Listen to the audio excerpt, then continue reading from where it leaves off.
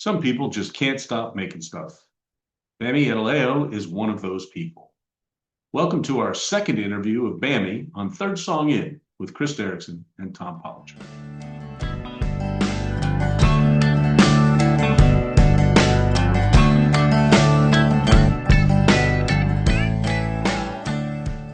Bami Adelayo is an attorney and author living and practicing law in the Phoenix, Arizona area. His first book, Japa Saga, Timmy's Search for the American Dream, was the wonderful story of a Nigerian immigrant's journey to the United States. Since last we spoke with him, he has published two children's books, Alatoke, The Girl with a Dream, and Dio and the Border of Dreams. Welcome back to the show, Bami. Thank you very much, Tom. Thank you, Chris. Good to see you both. Two new books, man. You can't be stopped. The thing is, I'm enjoying myself. And I also, Tom, I think what I'm trying to do is position myself for after the practice of law. And I think I found what I like to do. Okay. For some time, I debated it. I wasn't sure. But now I think that once I, end my practice of law, I want to go to writing full time. Okay. So that's and I just decided to dabble into children's books because I just wanted to test it out to see how that would work out, and that's why those two books they came out. Well, so those ideas for the children's books, there's two of them, and it seems like they came out close to back. It's all in a relatively short period of time, right? Were those ideas that you had potentially for novels or bigger stories, or did they come to you as an idea specifically for a kid's book? Very good. So the first one came out of Japa. So if you kind of notice, you would see the immigration line across from Japa to Dio. Okay. Mm-hmm. And so I kind of made it, the way I framed it was the younger version of Timmy. Is the process different, or was the process different for you in terms of writing a novel like Japa Saga, which was, I'd say almost epic in its scope, following somebody from the beginning until kind of a triumphant end? Is it different when you're writing for a completely different audience, an audience of younger kids? Absolutely. I would tell you, I actually prefer, I'm not sure if I'm going to be doing much of a children's book because you're talking about, the illustration and the writing. So I had to get somebody to do the illustration for me. Whereas when I was writing Japa, I was just, pouring out my heart, my own, experience, my heart. I was writing from my own vision. Okay. Mm-hmm. But sometimes with children's books, you have limited amount of things you can write because you have to also include the illustration. So for me, I think I'm done. Unless, of course, I don't know, maybe I can say I'm done. But the process was different because I had to involve an illustrator who was helping me with the what you call the right part of the writing. So I'm a little curious because when you write a book, or even when you read a book, you imagine something and how it should look. You have that vision in your head. What's it like working with another person to get that vision out of your head? And was there any conflict in trying to get them on the same page with you? Very, very good question, Chris. Yes. And initially I started out in one direction. And then so when I sent them the manuscript, they were like, well, how about we do this? Because if you do this, it'd be very difficult to illustrate.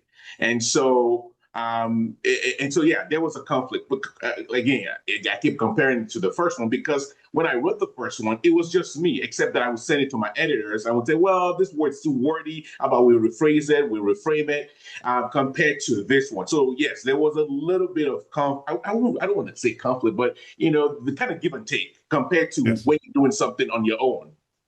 Right. Yeah, we call it creative conflict at work when we disagree with each other. Something like that. Yeah. Did you start then finding an artist and then start working on the story, or did you have the story and then seek out an artist? I had the story. Because again, I'd written Japa. So I found an illustrator.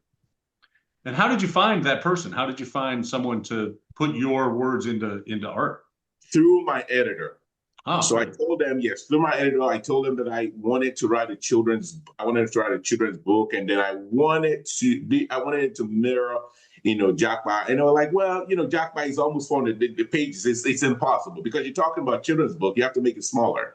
And so they found me somebody, and so I said the person, the manuscript, that they trimmed it down, and then that's again that what Chris said. We kept going back and forth, and then we settled on an idea. So I take it that the artist was someone who had worked obviously in children's books before and had that experience. Correct. Correct. That must have been very helpful then. It was very helpful. It was very Very helpful.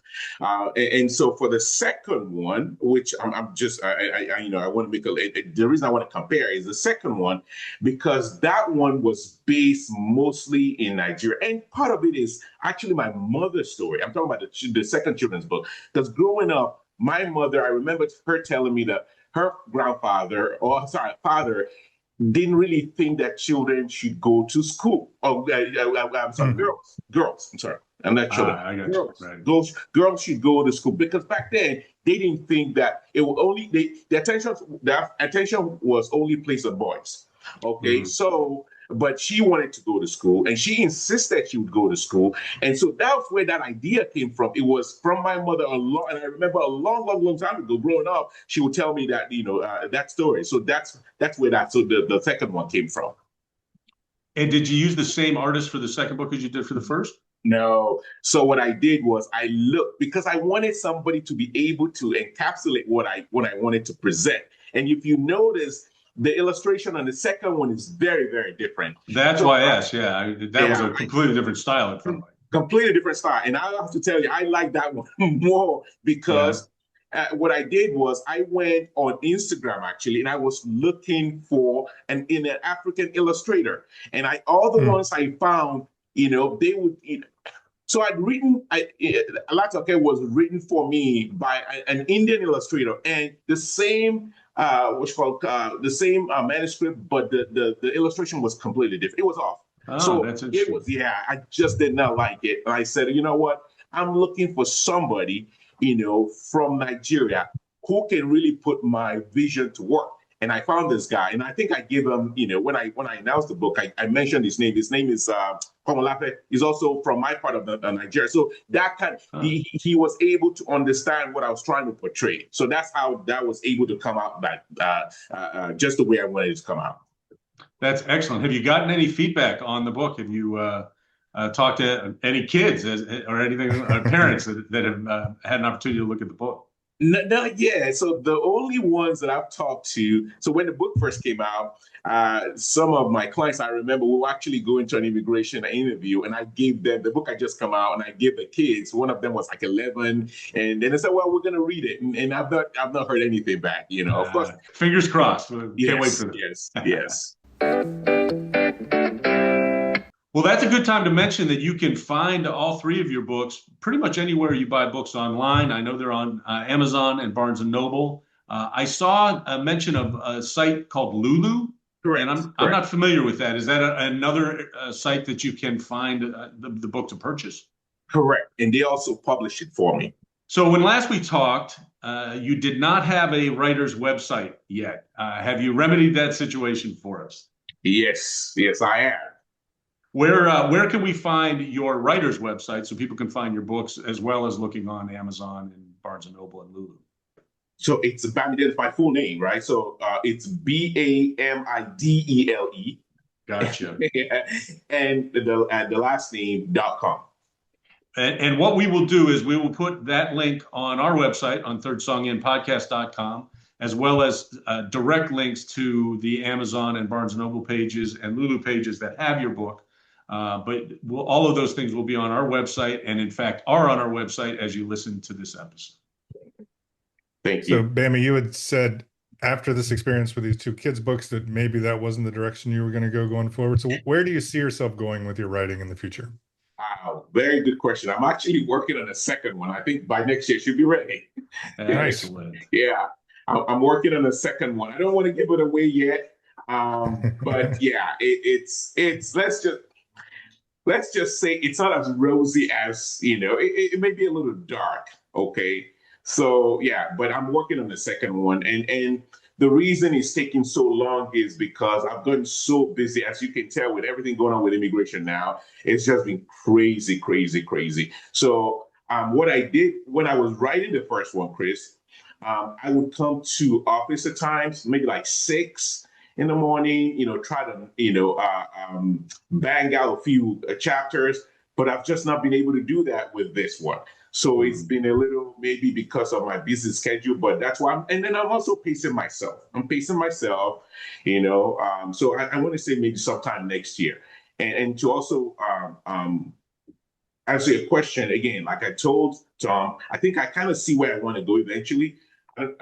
I'm telling myself I'm probably going to retire in 10 years, but that's where I think I'm going to go writing, because I think I'm enjoying it more and more now.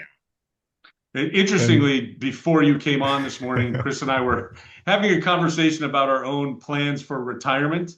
And I will say that it appears to us that you have a much more solid plan than we do. So I don't know if I'm going to call it solid. We'll see how it goes. We'll see how because you still have to have or earn some leaving, right? But but that's part of why it's called retirement, because now you're doing what you enjoy. Okay, now you're doing what you enjoy, and then I'll be able to put a lot more time into it, rather than either doing it and putting it to the side, and you'll be fully focused on it. So yeah, that's excellent. I'm sorry, go well, ahead. Bami, you have a plan in mind, so you already are better off than Tom and I. Yes.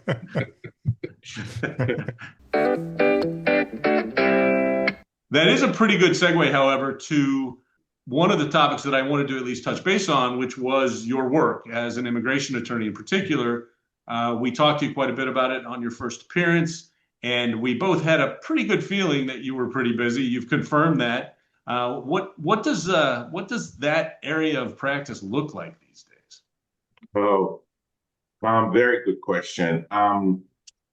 It's not like, I think, when was it? When did we have our first? When did I have my first podcast with you? It's got to be about 7 or 8 months ago, would be my guess. I don't have the exact date in front of me. About a year ago, right? Somewhere towards a year. Yes. Okay. It's at the time I didn't know we had it good.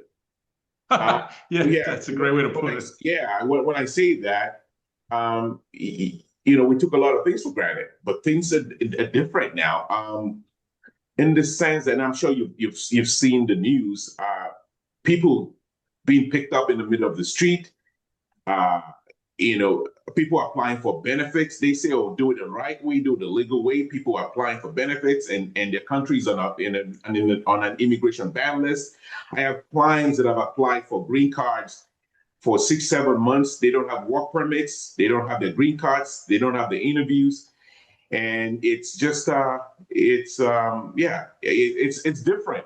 It's different. It's more difficult now, and to the point where I think part of what the government is trying to do is also to force dissuade immigration lawyers from taking cases. Right. Immigration court is different now. They're firing judges that have experience and bringing in new judges. And some of these judges, because immigration court is under the Department of Justice, so basically telling them what to do.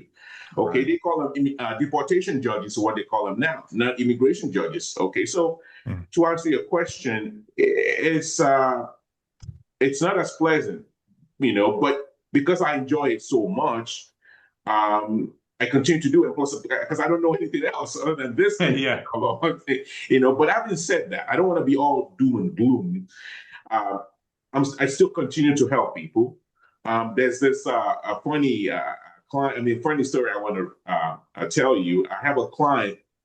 She's been in the United States, over 30-something years, and she decided to apply for citizenship. And she's this tiny old woman. She's in her 80s, very, very sweet. And I asked her why she waited so long to apply for U.S. citizenship. But she's German. And she said, well, because if I applied for citizenship back then, I was going to lose my German citizenship, because Germany did not allow dual citizenship. And so they changed the law. The Germans changed the law to allow for dual citizenship. And that was when she applied. And she even invited me to the oath ceremony, which I normally don't do because I don't have time. imagine if I had to go to everybody's old ceremony, I wouldn't be able to get anything done. So she invited me, and um, and I went to the old ceremony. So that was a rewarding experience. So you still have, you still have cases like that. So that's why I say it's not all doom and gloom. But the practice of immigration has become very difficult now, and almost, it's just difficult. It's difficult. Do you find do your clients run a risk when you show up in court with your clients for various statuses or whatever it may be? Are they running the risk of getting picked up and being detained, even though they've got an attorney following that procedure? Well, thank goodness that has tapered off a little bit. Good. Around February or early, sometime in January, what the Department of Justice was doing was asking clients to come to court. And so especially the ones that didn't have lawyers, they would give them orders, like, oh, you tell them right there that the cases have been dismissed. And clients not knowing better, so feeling happy, thinking, okay, my immigration case is dismissed, now I can now go out and live my life. But at the moment they get outside the courtroom, they get picked up because they don't have any reason to be here anymore. Immigration case has now been terminated. Okay, right. So that went on for some time, and I think there was an uproar.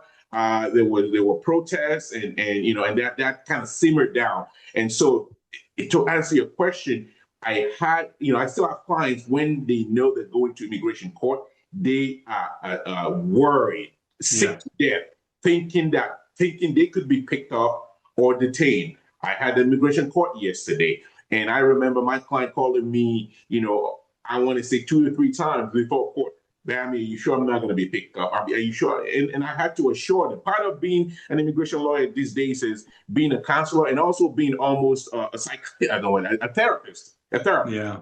Because you have to kind of assure them, that everything is going to go well. Things will be fine. And not going to court actually makes it worse, as you know, Tom. If you have a case and you don't show up in court, in immigration, they enter in absentia order. Basically, right. The judge orders you removed or deported without you, because you didn't come to court. So, yeah, but that's something that's still on the table. You'll have to assure them that, they'll be fine when they go to court. I've been fortunate to not experience something like that. Good. It sounds like, there's enough pressure and tension without that, let alone having to deal with those kind of things. Correct. What's next for us, Chris? Are we ready to move into the music part of the segment? I believe I am, Bami. I am. Let's do it. Let's do it. So, Bami, you've been involved in our special playlist in the past, and you've been kind enough to agree to help curate one more for Third Song In. We asked you for a theme, and you gave us one. Can you tell our listeners what the theme for this special playlist is going to be? It's the 90s. And the reason is, for me, it's nostalgia, Tom. I remember, again, the American culture had a lot of influence, had a great influence on me growing up in Africa. And again, it's all throughout that team, that Japa book.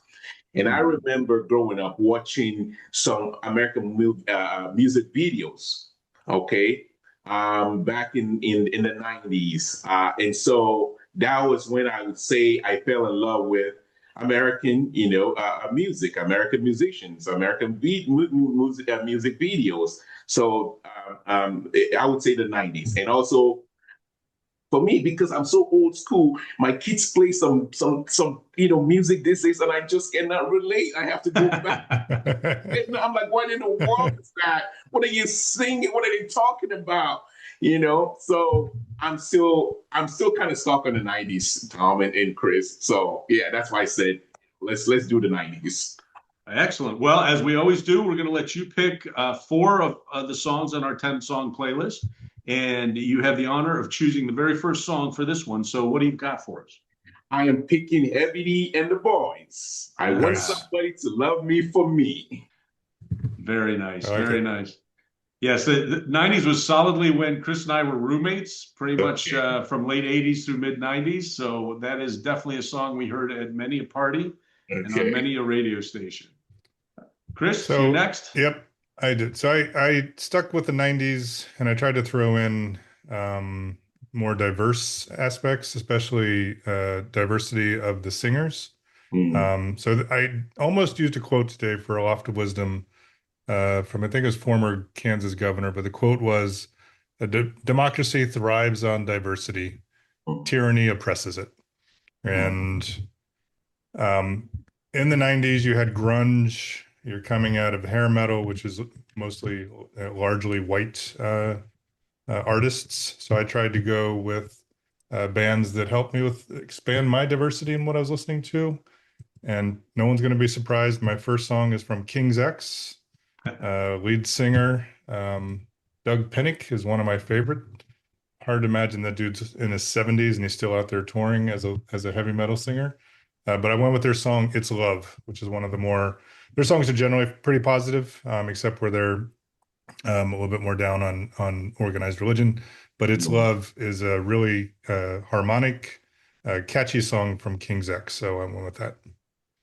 So, baby, I found myself kind of uh, at a crossroads when you first sent the email indicating you thought you wanted to do 90s music, and you mentioned and pop culture in Nigeria. You mentioned the fact that you grew up listening to a lot of American music. Initially, so for me, the 90s was kind of all alt country and very twangy type of music. And I had an original list of songs that were basically American artists from that genre. And then I decided to use your suggestion instead and expand my horizons a little bit. So I went through over the last couple of days and using Spotify and a couple other music apps, tried to find actual Nigerian pop music from the 90s. Wow. So yeah, and I'm not sure. So I've got three songs. I'm not very familiar with the artist, but I listened to the songs at least two or three times each and listened to quite a bit of other stuff. And I'm really interested to hear your response to my songs to find out whether the internet was accurate and these really were kind of well-regarded songs, or whether they're just like crazy songs that that somehow came up on an algorithm. So the first song, it was described as an Afro reggae song, and I'm not sure how to pronounce his name, but I believe it's Peterside Otong. Peterside Otong. Okay. There's an album that originally came out in 1989. The album was titled "Where Are the Prophets?" And the song I picked was a song called "Where Are the Prophets?" To me, it has the kind of, this isn't, I'm sure, the technical term, but it has kind of the team singing that I really enjoyed in, for example, Graceland, the Paul Simon song album that came out that really highlighted African singers and performers. It had that great kind of team harmonies where it's not just two or three people; it's like a whole choir practically. And then for me also, the rhythms all seem like they came straight from 80s action movies. They have the kind of the percussion sound to those things, and that's what this song reminded me of. But my first song then is "Where Are the Prophets" by Peterside Atom. Okay, I'm gonna have to write that down. I know Peterside, and I've heard some of his songs, but I have to go back because, like I said, I grew up in American music, and that's the thing, though. Like you say, we're the prophets. The saying at times the prophet doesn't have, how do they say it? Doesn't have, I forgot how to say this. And basically, somebody you don't have that in your own home, and somebody else that finds it, And you are talking about a Nigerian musician, but I know about him, but yeah, I didn't really follow his music back then. All three of these artists seem to have re-released a lot of their music in the 2010s. Okay. But the original releases were back in, most of them in the 90s. This one was actually in 1989. Okay. But the other thing that I noticed with most of these performers is that most of the songs I heard were performed with English lyrics. So I assume there's kind of that cross-pollination where they were being influenced by maybe more 80s and early 90s American music, and then it was bouncing back and forth, between the continents is what it sounded like to me. But anyway, really enjoyed it, and this was a fun experience for me with all three of these songs. And don't forget, Nigeria is a British colony, former British colony too. So that's a huge influence. Okay, yeah. Okay. All right, so that actually takes us back to you for song number 4. All right, and that will be Tupac Shakur, "California Love," featuring Dr. Dre. And that was released in 1995. California Love, and which I forgot to mention to you that that song, the first one, I could rap it a little bit. Nice. Baby and the Boys. I could, I remember it because it was one of my favorites. I could, Yeah. But anyway, to go back to your question, it's Tupac Shakur, California Love.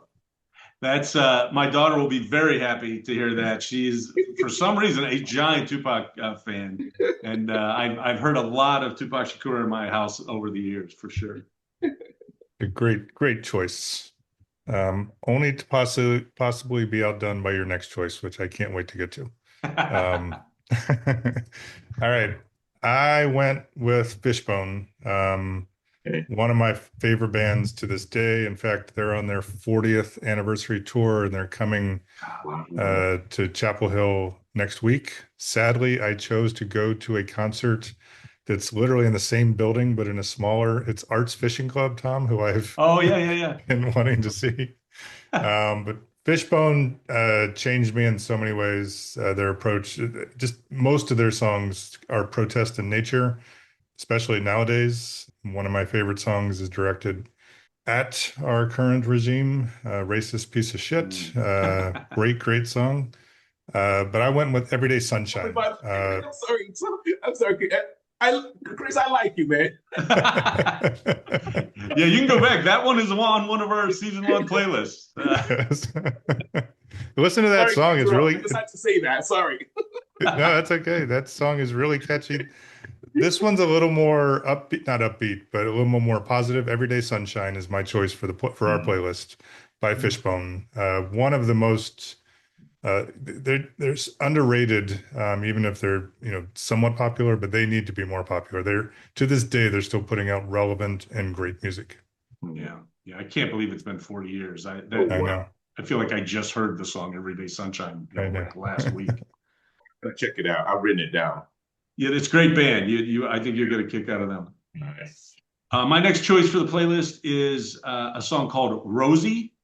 It's described as reggae hip house. I'm not even sure what hip house music is, but I assume it's another amalgamation of hip hop and house music. The artist name is Blackie, Blackky. Right. And this song originally came out in an album that was titled About Time, Tyme, which came out in 1991. Again, lots of re-releases in like the mid 2000s for these artists, and Blackie definitely had that album or that song come out again. I really like it. It was my favorite of the songs by that artist I listened to, although he has a really funny song that I almost put on the list called Bang Belly. And it starts out with a girl screaming into the microphone, "I'm gonna have your baby." It's really funny because I think, if I understood it right, he's trying to deny that he's the father, but it's like a really catchy song. So I didn't even realize what it was about until I listened to it like the second time. But I actually like the song Rosie better, and he's a really talented. He's kind of an almost rapper. He's got that hip hop rhythm to his music, and it was again really interesting to discover this guy I'd never heard of before. And he's also Nigerian, Tom? Yes, I think all three of the artists I picked are Nigerian, or at least Wow. that's what I was Okay. searching for. Okay. So Okay. I believe yes, he's, Okay. and I'm not sure from where specifically. Okay. I'll check him out too. Okay. I'm making my list. Good, good. So our seventh pick goes to you, Bami. That would be MC Hammer. You can't touch this. Chris has been waiting for this one.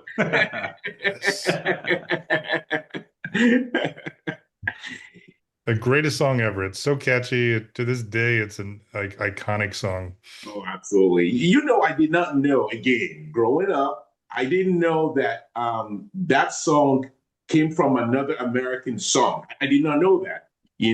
I just grew up again. I just grew up. I grew up watching the video, and the dance moves were crazy, crazy, and how he could just dance. And I think again, I just remember being in front of the TV, glued to the TV, just watching it over and over. And my mother would be like, "Would you get your butt up and go do?" What's really funny is that Hammer is doing a commercial right now. And I can't remember what he was even selling, but he dances just a little bit, because he's got to be our age, right? He might even be a little bit older. Oh, yeah. But he does a little bit of dancing in the commercial, and it's just like, yep, that's him. That's definitely him, even if he slowed down a little bit. It's still got it. Yeah. So yeah. That's the I like that. All right. Good choice. Just so you check out, if you're making your list, if you didn't already check out the song. The song that Hammer sampled from was Rick James's Super Thank you. Freak, Thank you. which is a Thank you. great song. Thank you. Thank you very much. And I think I learned that from what's this comedian's name? Chappelle. Oh yeah, sure. Oh, Yeah, yeah. thank you. That's what I found out. I'm like, oh, I can't believe this. So that makes sense. Yeah, super freak. Yeah. Thank Yeah. you. Well, in Thank the you. 90s, the 90s was the like heaven for sampling, right? It's before people started cracking down on using the bits and Yeah. pieces of other people's music. So, that was kind of the end of that. You didn't see that much after the 90s because, everybody was suing everybody else for using their music. So, we had kind of a golden age there for a while where everybody was able to, build off of other people's tunes. But I would think, I mean, yeah, Super Freak is good, but MC, I mean, that song you can't, basically propel that the popularity of that song into. I mean, like I said, I knew more about MC Hammer than Super Freak. Right, right. You Yeah, know, absolutely. Well, and I don't know that Rick James ever made any noise about it, but there were lots of artists, especially artists that only had like one big song. Rick okay, James was pretty, he was a pretty well-regarded artist anyway, so he probably could roll with it. And I don't think he was pissed or anything, but there were a lot of artists that were, I know. okay, all right. All right. My third song goes back to some of the rap songs that you chose, Bammy. I started listening to rap a little bit in the 90s. I'm intrigued by a couple things about rap. You had artists like Ice Cube, Ice Yeah. T, and others who were seen as, I'm using air quotes here, dangerous. What's interesting is at least both of those artists have become such a part of pop culture Yeah, they're as so actors. mainstream. Yeah, Yeah, I they're know. totally mainstream now, but at the time, it was gangster rap or whatever you want to call it that was seen as, again, there was, I don't, this is probably in the 80s, the Committee, Tipper Uh, Gores, Tipper Gore, yeah. yeah, to put labels on albums as being, dangerous to children and all that stuff. But I went with Ice Cube, and also one of my favorite songs just in general, It Was a Good Day, Yeah. Yeah, from 1992. yeah, Just a yeah, great yeah. song. Yeah, I like that too. I like that. Yeah, Yeah, yeah. that's I a think great I've seen one. the video too. Yeah, yeah. I like it. I like Ice Cube. Yeah. Yeah. Definitely a good one. So my final song from Nigeria is a band. It was a three-person, it was a trio called The Remedies. And the song I picked is Shakamo, Sakomo. Mhm. It came from an album called Peace Nigeria that came out in 1999. Again, looking at the descriptions I found online, it's called an Afrobeat, but hip hop and rap. It was really a really cool melding of all of those things. One of the things I like about rap music is when you find those rappers that can rap so fast, you almost can't understand what they're saying, but you don't even understand physically how they can move their lips and mouth and tongue to make the sounds they do. They have a little chunk of that in this song, and then it's also got this kind of really cool R&B, and it has that Afrobeat rhythm, which I really enjoy as well. So anyway, that album came out right at the end of the 90s. Mhm. And based upon my research, again, it's a group I had never heard of before, the Remedies, but I think they had a big impact going into the 2000s for music coming out of Nigeria in general. At least that's the way it sounded to me. I've never heard of them. But again, I'm making my list here. So Yeah, thank you. that's why I wanted to check. Yeah. More importantly, we may have you back for our post facto segment after you got a chance to listen to those songs, and you can tell me Yeah. whether in fact they were important or not. Yeah, Peter side, you don't know the first one. The first one, I've heard of them, but I've not heard of this again. And it's also possible that because I came to the United States in '97, so Right, once I right, came to the US, I kind of was removed from the Nigerian music scene because don't forget back then we didn't have streaming services. right. Yeah, so you had to buy CDs. I was gonna say basically you had a cassette or a CD, right? And if you didn't Exactly, have that, exactly. So what happened was, when my sister finds somebody coming to the US, she buys some CDs for me and then sends them to the person. That's how I got some. Yeah, yeah. So, but I'll Cool. check them out. Thanks. Absolutely. So you get the final song. What is the final song for this playlist? All right, and it's Maxi Priest and Shabba Ranks. Again, that I remember that song because it came out when I was in college, all right, in Nigeria. And I remember going to a concert, one of my very, very first concert in Nigeria. That was a song, and I was like, Cool. Nice. yeah. So that's why I still remember that. And Maxi Priest, he is a British citizen. And so there was this collaboration between him and Shabba Ranks. And it's still, anytime that song comes on the radio or anywhere, it just takes me back to when I was in college in Nigeria. So that's one of the reasons why I like it. That's excellent. That's fantastic. All right, so that is our 10-song playlist. You can find it right now streaming on Spotify, Apple Music, Amazon Music, YouTube Music. What I can't tell you is what we're going to call it. I haven't quite come up with a title yet, but if you search Third Song In, it will show up as a Third Song In playlist on any of those streaming services. And Okay. we'd ask that you listen to it, share it, and get back to us and let us know what you think. This was a great one. It's had me give me a chance to go back and listen to some stuff I haven't listened to in a while. So thanks, Bammy. Of course, thank you. And I'm gonna go listen to Fishbone because I've never listened to it before. Yeah, yeah, That You have to let me yeah. know what you think. I like them a All right, lot. all right, we'll do. Yeah, I was going to say, if you take any group out of the list we just came up with, I would say Fishbone is the first one you want to listen to. All right, all right. But I do want to hear back from you on my choices because that was my little research project over the last couple of days. It's fun to do that too, and it's one of the cool things about doing playlists with guests like this because it makes us listen to stuff sometimes that we wouldn't necessarily listen to. So Very true. Absolutely. Very true. appreciate it. Well, listen, Bammy, cannot thank you enough for being here for number 2, your visit number 2. If we go true to form, I'm hoping we'll see you in about a year when you're here to promote your next novel. All righty then. Hopefully my second novel will be out. Okay. Yes. All right. Thank you so much. It's always nice seeing you both. I appreciate you inviting me back. Thank you. So Bammy, for what it's worth, I respect the hell out of what you're doing. Keep doing it, and you're greatly appreciated. You're doing great work. It's got to be a tough area, and I'm glad that you're taking the approach that, celebrate the wins you can get and keep fighting. And Yeah, thank you. And I'll leave with this thought again. I remember my father would always say, growing up, he would always say, tough time never lasts, but tough people do.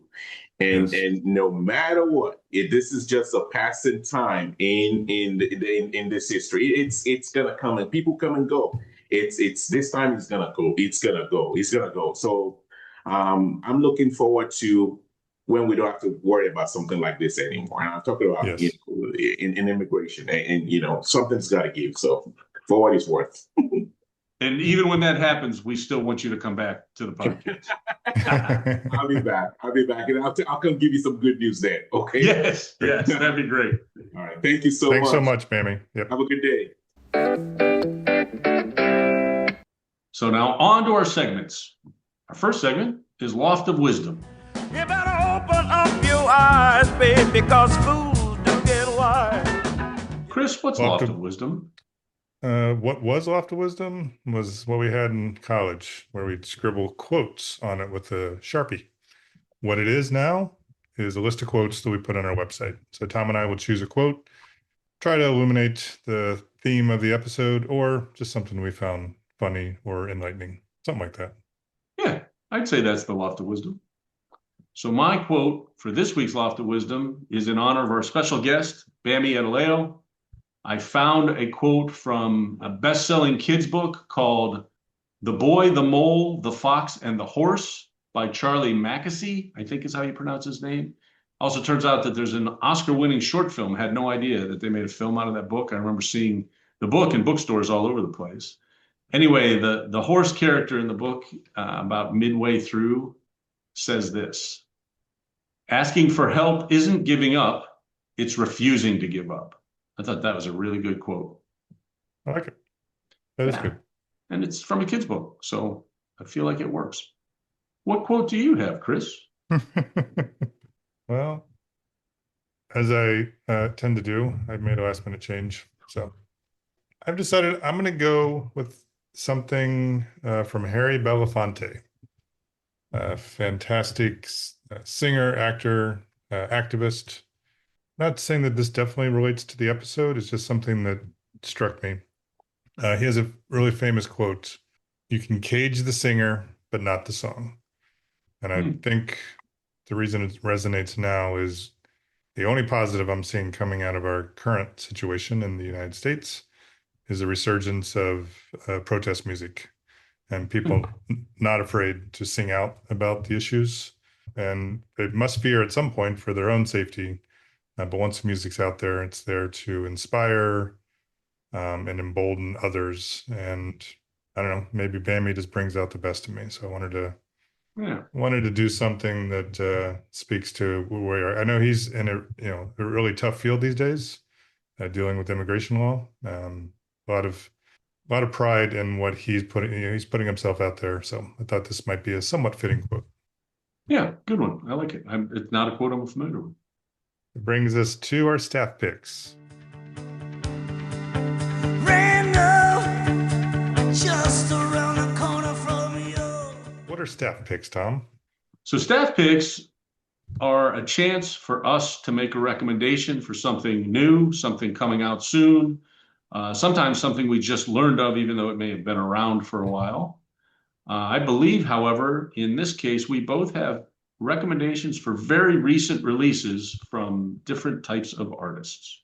Yeah, I was really happy. There's a band that I like called Eastbound Jesus. They sing a song called Rusted Out Airplane that probably wasn't written about Trump or his cronies, but the sentiment is I hope you basically fall through the bottom of the plane and down through the earth and into hell is something that I listen to on a fairly regular basis. That's a relatively old song. And I thought they were done. And then I checked out YouTube Music, new single called 900 Nice. Miles from Eastbound Jesus. The one thing I love about streaming services is you don't have to wait till these albums come out and you get a hint where artists are going.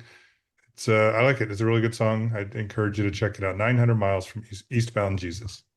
You sent me that song, or I think maybe just added it to the outline a couple days ago, and I listened to it last night, knowing we were going to record.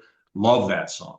Yeah. And I feel like you've mentioned Eastbound Jesus once before in the podcast, but it must have been a really long time ago. And I don't remember if I listened to their stuff, but I went back and I was shocked to see how long ago it was that any real new stuff had come from the band.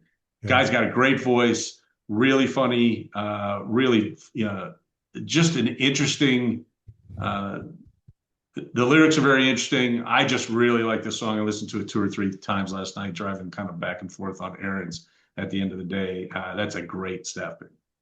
Thank you, man. You're welcome. Do you know, is it part of an upcoming album or is it just a single release? I couldn't tell from what I was looking at.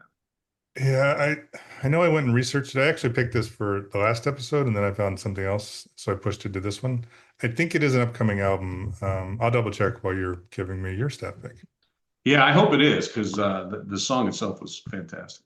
My staff pick is streaming on Netflix. It is a stand-up special. I think it's an hour. Most of them are by a comedian I was unfamiliar with. His name is Sheng Wang. Wang is his last name. He has a brand new stand-up hour that came out in 2026, I think a couple months ago, called Purple.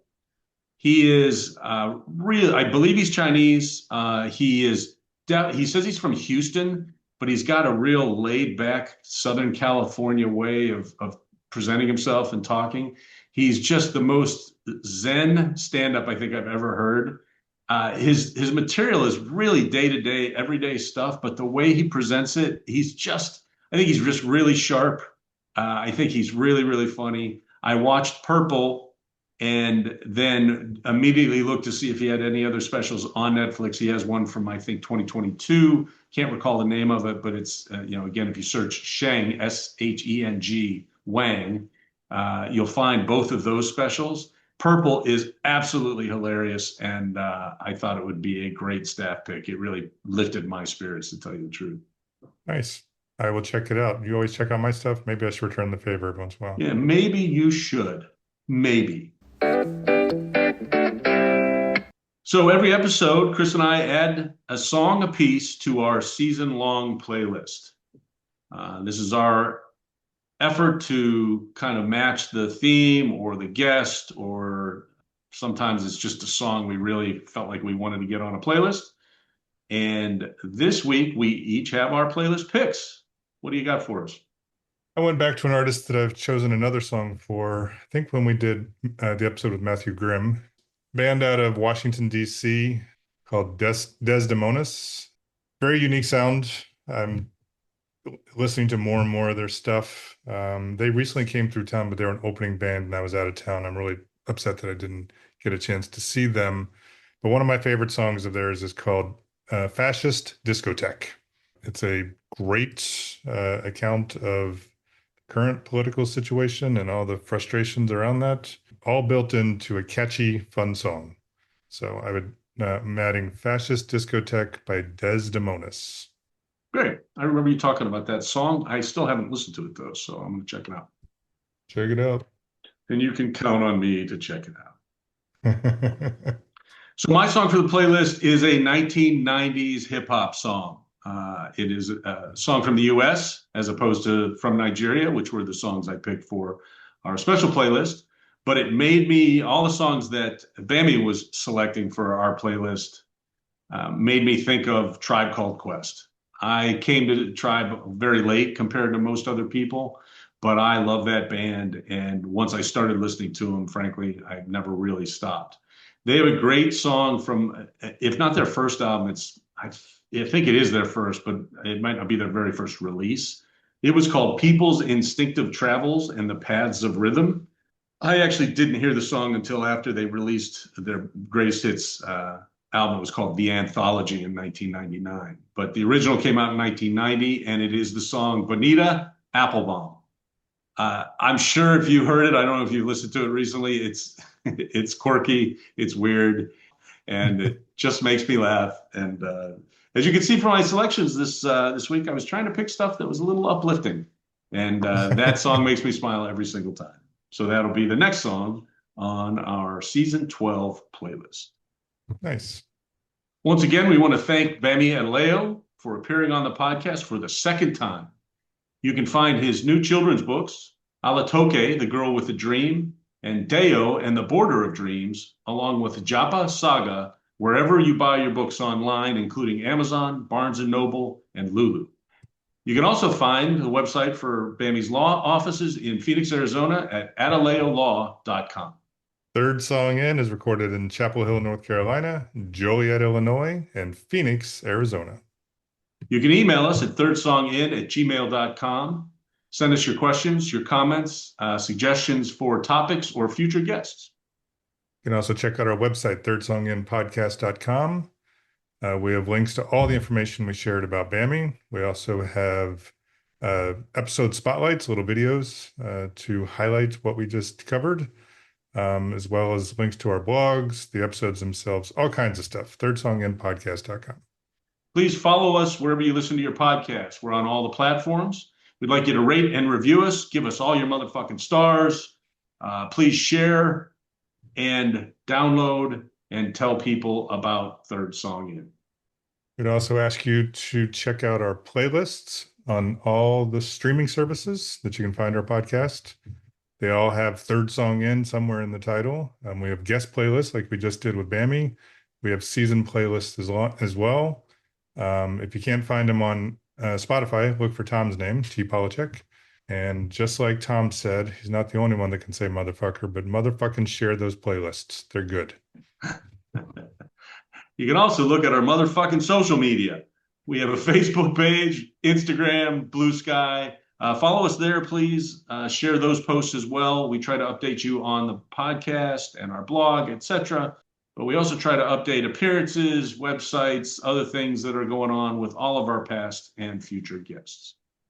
We're also out there on Substack. Tom and I take turns writing a blog each week. We put that out on Substack. You can subscribe to us there. And Third Song In, what is it, like at Third Song In? I think it's just Third Song In, yeah. I don't know what it is. It says Third Song In. Everything says Third Song In, doesn't it? Search for Third Song In. Find us. subscribe to us. And on Friday mornings, you'll get an email with the latest blog right there for you to read. Please come back next week for our interview with Rob King. Rob is returning to the show for the second time. He is the radio voice of the Pittsburgh Steelers and the Pirates, and he has a new novel that's been out for about a month. I recommend it highly, and the interview should be a lot of fun. You've been listening to Third Song In with Chris Derrickson and Tom Polachek. Thanks for listening.